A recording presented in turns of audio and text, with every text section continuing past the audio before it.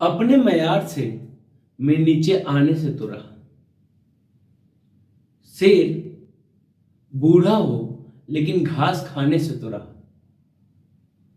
कर सको तो मेरा यकीन करना, कर सको तो मेरा यकीन करना, मैं अपना दिल चीर के दिखाने से तो रहा। तो ये बात आप सभी बच्चों के लिए है कि मेरा यकीन करना है आपको कि हम अपना सिलेबस टाइम पे कंप्लीट करेंगे और साथ ही साथ बोर्ड में एकदम 100% है कि झंडा लहरा के आएंगे। बस आपको हमारे साथ बने रहना है और कंटिन्यू वे में जैसे वीडियोस पढ़ रहे हैं चैनल पे उसी तरीके से कंटिन्यू वे में आपको अपनी पढ़ाई को करते रहना है। और मेरी बात मानिए कि हम जब फरवरी 17 को क्लास 10th का एग्जाम होगा तो हम झंडा लहरा के आएंगे। तो एक बार कुछ उसी तरीके से जोरदार तरीके से हमारे चैनल एज पाठशाला पे आप सभी लोगों का स्वागत है। आज की क्लास में हमको डिस्टेंस फॉर्मूले पे क्वेश्चंस को लगाने हैं।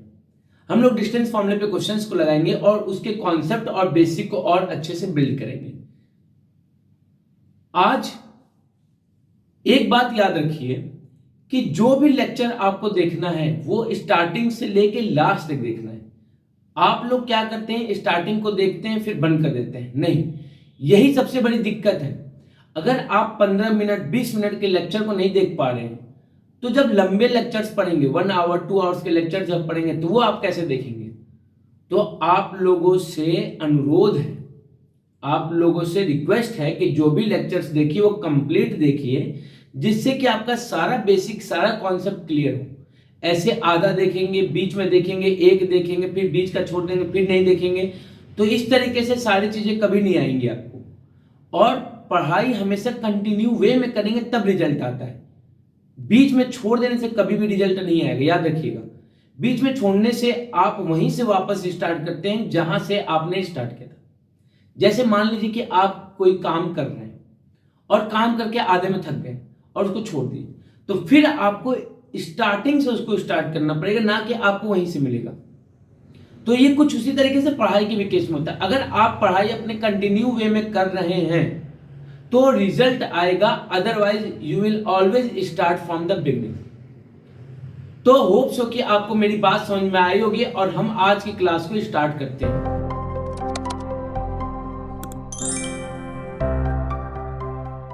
तो आज की क्लास को हम एक सिंपल से क्वेश्चन से स्टार्ट करते हैं। क्वेश्चन क्या है कि फाइंड डिस्टेंस बिटवीन 2,3 एंड 4,1। तो आपने कोई हमारे पास दो पॉइंट्स हैं, एक पॉइंट है A 2,3 और दूसरा पॉइंट है B 4,1। इसको हम मान लेते हैं x1, y1 और इसको मान लेते हैं x2, y2। अब बच्चे गलती क्या करते हैं कि इसको x1 और इसको x2 मानते हैं और इसको y1 इसको y2 मानते हैं। बिल्कुल ही गलत है भैया। हमारा जो कोऑर्डिनेट होता है वो x, y के फॉर्म में होता है। तो ये x1 y1 होगा और ये क्या होगा x2 y2। आपने कभी कभी आपने फॉर्मूला बताया था कि डिस्टेंस फॉर्मूला क्या होता है, x2 माइनस x1 का whole square plus y2 minus y1 का होल स्क्वायर का अंडर रूट।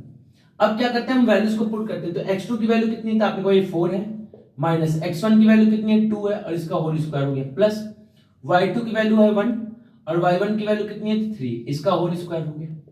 तो क्या हो जाएगा, तो आपने को 4 माइनस 2 2 2 का स्क्वायर प्लस 1 माइनस 3 माइनस 2 का स्क्वायर। 2 का स्क्वायर क्या होगा 4 और माइनस 2 का स्क्वायर भी क्या हो जाएगा 4, क्योंकि माइनस इंटू माइनस क्या हो जाएगा प्लस हो जाएगा, 2 इंटू 2 4 हो जाएगा। तो 4 प्लस 4 क्या हो जाएगा √8। √8 क्या होगा, √8 यूनिट। यूनिट क्यों लिख रहे हैं, क्योंकि लेंथ है। अगर एरिया होता तो क्या लिखते हैं स्क्वायर यूनिट और वॉल्यूम होता तो क्या लिखते हैं क्यूब यूनिट। तो आपने भी एक बहुत ही प्यारा क्वेश्चन आपने समझा दिया बहुत ही आसान तरीके से। तो सबसे पहला जो आपका क्वेश्चन पूछेगा वो डिस्टेंस फॉर्मूला पे यही बोलेगा कि कोई कोऑर्डिनेट्स दिया होगा और उसके डिस्टेंस को फाइंड करना होगा। अब मान लीजिए इसी क्वेश्चन को ऐसे कह देता, क्या कह देता है क्वेश्चन को, find distance of point 2,3 from origin. कहां से फाइंड करना है, तो आपने को इस 2,3 की जो डिस्टेंस है वो ओरिजिन से फाइंड करना है। कहां से फाइंड करना, ओरिजिन से। तो आपने को ये एक पॉइंट है, ओरिजिन को O से डिनोट करते हैं, 0,0 हो गया और इस पॉइंट को A मान लेते हैं 2,3। तो आपने कहा कि भैया ओ ए, और आपने ये बताया था कि अगर ओरिजिन से किसी भी पॉइंट के डिस्टेंस को फाइंड करते हैं तो सिंपली क्या करते हैं, तो उनके कोऑर्डिनेट्स का स्क्वायर कर दीजिए और कोऑर्डिनेट्स के स्क्वायर के सम का स्क्वायर रूट, कोऑर्डिनेट्स के स्क्वायर के सम का स्क्वायर रूट हो गया। तो 2 का स्क्वायर क्या होता है, आपने बोला 2 का स्क्वायर हो गया 4 और 3 का स्क्वायर क्या हो गया 9 और 9 का अंडर रूट। तो 4 प्लस 9 क्या होगा, तो आपने बोला 13 और 13 क्या यूनिट।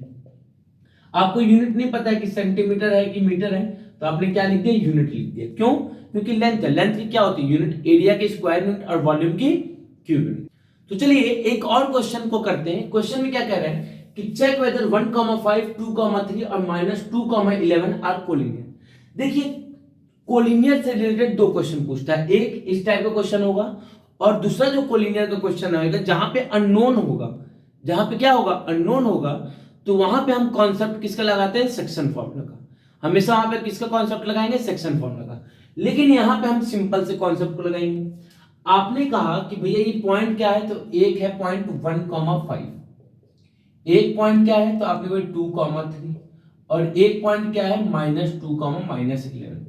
आपने कहा भैया एक काम कीजिए, इन तीनों पॉइंट के बीच का डिस्टेंस को फाइंड कीजिए, दैट इज पहले ए बी फाइंड कीजिए, फिर बी सी फाइंड कीजिए एंड फिर ए सी फाइंड कर लीजिए। तो ए से बी के डिस्टेंस फाइंड किया, बी से सी के डिस्टेंस और ए से सी के डिस्टेंस को फाइंड किया। तो आपने पहले ए बी क्या होगा, तो ए बी क्या होगा, तो आपने तो भैया ए बी होता है x2 - x1 का होल स्क्वायर, y2 - y1 का होल स्क्वायर। तो x2 क्या है, मान लेते हैं 2 है, तो 2 - 1 का होल स्क्वायर प्लस 3 - 5 का होल स्क्वायर का अंडर रूट। तो क्या हो जाएगा, तो आपने 2 - 1 क्या हो जाएगा, 1 का स्क्वायर प्लस 3 - 5 -2 का स्क्वायर का अंडर रूट। तो 1 का स्क्वायर क्या होगा 1 और 2 का स्क्वायर क्या होगा 4 का अंडर रूट। तो this will be equal to √5। आपने कहा ये ए बी हमारा क्या आ गया, √5 आ गया। अब हम बात करते हैं बीसी की। अब किसकी बात करते हैं, तो बीसी की बात करते हैं। बीसी क्या होगा, तो आपने कहा बीसी होगा x2 - x1 मतलब -2 - 2 का होल स्क्वायर प्लस -11 - 3 का होल स्क्वायर का अंडर रूट। -2 - 2 कितना हो जाएगा, -4 -4 का स्क्वायर कितना होगा, तो आपके -4 का स्क्वायर हो जाएगा 16 प्लस -11 - 3 कितना हो जाएगा, तो -14 और -14 का स्क्वायर कितना होगा, तो आपके -14 का स्क्वायर होगा 196। याद रखिएगा क्लास 10th के बच्चे को 1 से 20 तक का स्क्वायर और 1 से 10 तक का क्यूब ये तो एकदम याद होना चाहिए कि अगर कोई आपको 12 बजे नींद में सोए हुए से उठा दे, उठ उठ उठ उठ और सुनाओ 19 का स्क्वायर, तो एकदम आप खटा के सुना दे कि 361 होता है। 8 का क्यूब तो 512 होता है, 7 का क्यूब 343 होता है, 7 का स्क्वायर 49 होता है। तो इस तरीके से आप क्या कर पाए, सुना पाए। तो आपने 16 में अगर 196 को ऐड किया गया, 16 में 196 ऐड हुआ तो कितना होता है, आपने 6 और 9 हो गया 202, 202 और 10 212 हो गया। कितना हो गया, तो आपने कोई 212 हो गया। ये किसके इक्वल हो गया, बीसी के। अब आपने कहा भैया अब हम एसी को फाइंड कर लेते हैं। किसको फाइंड कर लेते हैं, एसी को। तो एसी क्या होगा, तो आपने कहा भैया एसी की अगर हम बात करें एसी की, तो एसी क्या होगा -2 - 1 का होल स्क्वायर प्लस -11 - 5 का होल स्क्वायर का अंडर रूट। कितना आ जाएगा, आपने -2 - 1 -3 का स्क्वायर -11 - 5 -16 का होल स्क्वायर और इनका होल स्क्वायर कितना होगा, तो -3 का स्क्वायर 9 प्लस -16 का स्क्वायर कितना हो जाएगा, तो 256 का अंडर रूट। तो आपने कोई 9 + 256 कितना होगा, तो आपने कोई 9 + 256 हमारा होता है 265 का अंडर, 265 हो गया। आपने कहा कि भैया ये हमारा एसी है। अगर ये तीनों पॉइंट कोलिनियर होते तो कुछ ऐसे होते, तो आपने ये ए होता, बीच में कहीं बी होता और यहाँ पे कहीं सी होता। दैट मींस कि अगर ये तीनों पॉइंट कोलिनियर होते तो कोलिनियर मतलब एक लाइन पे लाई करते हैं। लाई करने का मतलब कि A B plus B C जो है वो ए सी के इक्वल होना चाहिए था। A B plus A B C जो होता है वो ए सी के अगर इक्वल आता तो आप क्या करते, आप कहते कि भैया ये हमारा कोलिनियर है। लेकिन अगर यहाँ पे देखा जाए तो आपने कभी ए बी जो है वो तो √5 आ रहा है, BC जो है √212 आ रहा है और AC √265 आ रहा है। दैट मींस कि कहीं से भी ऐड करने पे आपस में इक्वल नहीं आएंगे। तो आपस में इक्वल नहीं आएंगे तो क्या लिखेंगे, आंसर क्या लिखेंगे, तो आपने लिखा कि these 3 points are are non collinear. क्या हो जाएंगे ये पॉइंट्स? तो आपने कभी ये नॉन कोलिनियर हो जाएंगे। कौन कौन से पॉइंट? 1,5, 2,3 और -2, -11। ये जो तीनों पॉइंट्स होंगे कैसे पॉइंट्स होंगे? नॉन कोलिनियर पॉइंट्स होंगे। बात होप सो की समझ में आ गई। तो चलिए अब ये जो क्वेश्चन है वो इक्विडिस्टेंट पे है। क्वेश्चन क्या कह रहा है कि रिलेशन हमको फाइंड करना है एक्स और वाई के बीच में, such that the point X comma Y, कौन सा पॉइंट है? X comma Y is equidistant. Equidistant मतलब ये जो पॉइंट है वो इक्वल दूरी पे है। किससे? 7,1 और 3,5 से। तो आपने कभी यहाँ क्या कहा है कि एक पॉइंट P जिसका कोऑर्डिनेट है x, y, ये दो पॉइंट 7,1 और 3,5, 7,1 और 3,5 मतलब A और B। तो 7,1 और 3,5 से क्या है? इक्वल दूरी पे। तो आपने भैया अभी आपने कॉन्सेप्ट बताया था प्रीवियस क्लास में कि दो अगर इक्वल दूरी पे हैं तो P ऑफ A और P ऑफ B आपस में क्या होंगे? इक्वल होंगे। क्यों? क्योंकि इससे जितना डिस्टेंस है उतना ही डिस्टेंस ये भी, तो P of A P of B के इक्वल होगा। आपने सबसे पहले हम P ऑफ A को फाइंड करते हैं। तो P ऑफ A कितना होगा? तो आपने कोई 7 माइनस एक्स या फिर x माइनस 7 का होल स्क्वायर लिख लेते हैं। x माइनस 7 का whole square plus y minus 1 का होल स्क्वायर, ये हो गया y माइनस 1 का होल स्क्वायर का अंडर रूट हो गया। ये P हो गया। अब क्या कहेंगे? तो आप कभी PB को भी फाइंड करते तो PB क्या होगा? तो x माइनस 3 का होल स्क्वायर, x माइनस 3 का whole square plus y minus 5 का होल स्क्वायर, y माइनस 5 का होल स्क्वायर का अंडर रूट। आपने कभी हमने PA और PB को लिख लिया। अब क्या करते हैं? तो स्क्वायरिंग करते हैं। क्या करते हैं? Squaring both side. तो आपने कभी अब हम लोग करते हैं squaring both side. Squaring both side, दोनों तरफ स्क्वायरिंग किया तो क्या मिल गया? तो आपने स्क्वायरिंग करने में मिल गया x माइनस 7 का whole square plus y minus 1 का whole square is equal to, ये क्या हो जाएगा? तो आपने ये हो जाएगा x माइनस 3 का whole square plus y minus 5 का होल स्क्वायर। अब अगर स्क्वायर है तो क्या करेंगे? तो आप अब स्क्वायर को हम क्या करेंगे? ओपन करेंगे। तो a माइनस बी का होल स्क्वायर क्या होता है? a square plus B square minus 2ab। तो आपने को ये a माइनस बी का होल स्क्वायर क्या होगा? तो x स्क्वायर प्लस 7 का square 49 minus 14x plus y square plus 1 minus 2y। x minus 3 का होल स्क्वायर क्या होगा? तो x square plus 9 minus 6x plus ये क्या होगा? तो y square plus 25 minus 10y। तो अब क्या करेंगे? तो आपको जो टर्म कट रहे हैं उनको काट दीजिए। तो कट कर रहे हैं तो आपको यहाँ पे प्लस का एक्स स्क्वायर है, यहाँ पे अगर देखा जाए तो ये क्या है? प्लस का एक्स स्क्वायर, और यहाँ पे भी क्या है? प्लस का एक्स स्क्वायर। तो इससे इसको निपटा दिए। यहाँ पे प्लस का वाई स्क्वायर है और यहाँ पे भी क्या है? प्लस का वाई स्क्वायर। तो वाई स्क्वायर से वाई स्क्वायर निपटा दिए। अब जो टर्म बच्चे उनको लिखा है तो आपके टर्म क्या बचे? 49 plus 1 50 minus 14x minus 2y। LHS के सारे टर्म हो गए। आरएचएस में देखते हैं तो 9 plus 25 34 minus 6x minus 10y। आपने कभी x सभी टर्म को क्या कीजिए? इधर लेते हैं। तो सभी टर्म इधर आ गए तो क्या हो गया? तो माइनस 14x माइनस 6 है तो इधर आएगा तो प्लस का 6x माइनस 2y माइनस 10 है, इधर आएगा तो प्लस का 10y प्लस का 50 है और ये माइनस 34 है, इधर आएगा प्लस का 34 है, इधर आएगा तो माइनस का 34 और उधर क्या बच जाएगा? 0। आपने minus 8x plus 6x minus का 8x हो जाएगा minus 2y plus 10y plus का 8y हो जाएगा प्लस 15 माइनस 34 प्लस का 16 हो जाएगा। आपने कहा कि भैया अगर सारे टर्म में देखें तो 8 क्या है? कॉमन है। तो 8 से कैंसिल कर दीजिए। तो 8 से 1 टाइम्स में, 8 से 1 टाइम्स में, 8 से 2 टाइम्स में और 0 को 0 टाइम्स में काटेगा 8 तो क्या हो जाएगा? तो आपको ये हो जाएगा minus X plus Y plus 2 is equal to 0। तो आपने माइनस एक्स उधर भेज दी तो क्या हो जाएगा? तो x is equal to Y plus 2। ये हमारा क्या हो गया? आंसर। क्या फाइंड करना था? तो आपको ये x और y के बीच में रिलेशन फाइंड करना था और हमने x और y के बीच में रिलेशन फाइंड करनी। क्या भैया एग्जैक्ट वैल्यू नहीं आ सकता क्या इस वाले में? तो बिल्कुल एग्जैक्ट वैल्यू नहीं आ सकता। क्यों नहीं आ सकता है? क्यों? क्योंकि यहाँ पे दो अननोन है। दो अननोन क्या है? x और y। और इक्वेशन कितने हैं? तो अभी इक्वेशन तो हमारे पास एक था। तो याद रखिएगा जितने नंबर ऑफ अननोन होते हैं उतने नंबर ऑफ इक्वेशन के नीड होते हैं।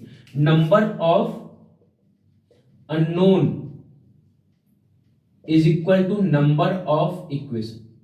नंबर ऑफ इक्वेशन, तो नंबर ऑफ इक्वेशन के इक्वल होगा नंबर ऑफ अननोन। तब हम एग्जैक्ट वैल्यू को फाइंड करेंगे, otherwise we will always find the relation between both the unknowns. Both the unknowns मतलब x और y के बीच में क्या करेंगे, रिलेशन को फाइंड करेंगे। होप सो कि समझ में आ गया। अब अगर इस क्वेश्चन में देखा जाए तो क्या कहा है, find the point on x axis. अब पहले बात को समझिएगा, जब भी पॉइंट बोलेगा ऑन x एक्सिस पे कोई पॉइंट है तो x एक्सिस पे पॉइंट कैसा होगा, तो आपने कोई x एक्सिस पे जो पॉइंट होगा दैट विल बी x, 0।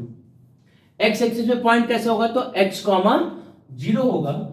और जब भी पॉइंट बोलेगा on y axis, point on y axis, तो जब भी पॉइंट y एक्सिस पे बोलेगा तो that will B 0, y। Point on x axis is x, 0 और point on y axis is 0, y। ऐसा क्यों है, क्योंकि वो x एक्सिस पे लाई कर रहा है। तो जो x एक्सिस पे लाई करेगा तो y पे कितना डिस्टेंस चलेगा, कोई भी डिस्टेंस नहीं चला है। और जो y एक्सिस पे लाई कर रहा है वो x पे कितना डिस्टेंस चलेगा, तो कोई भी डिस्टेंस नहीं चला होगा। That's why it is 0, y and this is x, 0। ये बात क्लियर हो गई। तो आपने भाई हमारा पॉइंट क्या है, तो point is on x axis. अगर x एक्सिस पे पॉइंट है तो क्या होगा, तो आपने कहा ये x, 0 हो जाएगा। इसको हम मान लेते हैं p। अब ये क्या है, तो ये दो पॉइंट से इक्वल दूरी पे, ये तो कह रहा है equi distance from the points. Points क्या है, तो 2, -5 जिसको हमने a ले लिया, और -2, 9 जिसको हमने b ले लिया। अब अकॉर्डिंग टू क्वेश्चन ATQ का मतलब क्या होता है, अकॉर्डिंग टू क्वेश्चन के अकॉर्डिंग क्या है कि जो P ऑफ A है वो P ऑफ B के इक्वल है। P ऑफ A जो है P ऑफ B के इक्वल है। क्यों, क्योंकि क्वेश्चन में गिवन है कि इक्वी डिस्टेंट है। तो P ऑफ A क्या आएगा, तो आपने कहा P ऑफ A जो होगा that will be equal to x, -2 का होल स्क्वायर प्लस 0 -5 का होल स्क्वायर का under root equal to PB क्या होगा, तो आपने कभी PB होगा x -2 का होल स्क्वायर प्लस 0 -9 का होल स्क्वायर का अंडर रूट। और आपने कभी अंडर रूट को हटाने के लिए अभी आपने बताया था कि अंडर रूट कैसे हटता है, स्क्वायरिंग करके। स्क्वायरिंग कैसे होगा, तो स्क्वायरिंग दोनों तरफ होगा, स्क्वायरिंग बोथ साइड। आपने कभी स्क्वायरिंग बोथ साइड क्या किया हमने, दोनों साइड क्या कर दिया, स्क्वायरिंग कर दिया। तो क्या मिल जाएगा, तो ये मिल जाएगा x -2 का whole square plus minus minus plus हो जाएगा, और 0 + 5 कितना हो जाएगा, तो 5 का square is equal to minus minus plus हो जाएगा, तो x + 2 का होल स्क्वायर प्लस 0 - 9 इज -9 और -9 का होल स्क्वायर। आपने भैया अब क्या कीजिए, ओपन कीजिए, तो x - 2 a - b का होल स्क्वायर क्या होगा, तो आपने भैया हो जाएगा x² + 4 - 4x + 25 is equal to x² + 4 + 4x + 81 minus का क्या हो जाएगा, प्लस हो जाएगा। आपने वही देखिए ये x² लिखा हुआ है और ये भी x² और साइन क्या है, सेम है। तो साइन जब भी सेम होगा और इक्वालिटी की दूसरी साइड होगा तो क्या होंगे, cancel. 4 4 sign plus plus equality का अपोजिट साइड है तो क्या हो जाएगा, कैंसिल आउट हो जाएगा। अब यहाँ पे भी 4x लिखा है, यहाँ पे भी 4x लिखा है, लेकिन साइन यहाँ पे प्लस यहाँ पे माइनस है तो ये नहीं कैंसिल आउट होगा। आपने तो ये काम कीजिए, 4x वाले टर्म को एक तरफ ले जाइए और नंबर को दूसरी तरफ लेके आइए तो क्या मिल जाएगा, तो आपने कोई माइनस का था उधर जाएगा तो प्लस हो जाएगा, तो 4x + 4x is equal to, ये प्लस है तो प्लस रहेगा और ये 81 प्लस में था तो प्लस में था तो इधर आएगा तो माइनस का 81 हो जाएगा, तो 4x + 4x कितना हो जाएगा 8x और 81 में से 25 गया तो आपने कोई 80 में से अगर 20 जाता तो 61 बचता और 61 में से 5 गया तो 56 बच गया। क्या बच गया 56, तो x की वैल्यू क्या आ जाएगी, तो आपने कहा 56/8, तो x की वैल्यू क्या आ जाएगी, तो आपने कहा x की वैल्यू आ गई 7। तो 7 नहीं लिखेंगे, आपको क्या बोला है, कोऑर्डिनेट बोला है, पॉइंट बोला है, तो पॉइंट क्या होगा, तो आपके पास पॉइंट जो होगा दैट विल बी 7,0, ये हमारा क्या होगा, आंसर हो जाएगा। तो the point on the x axis is 7,0।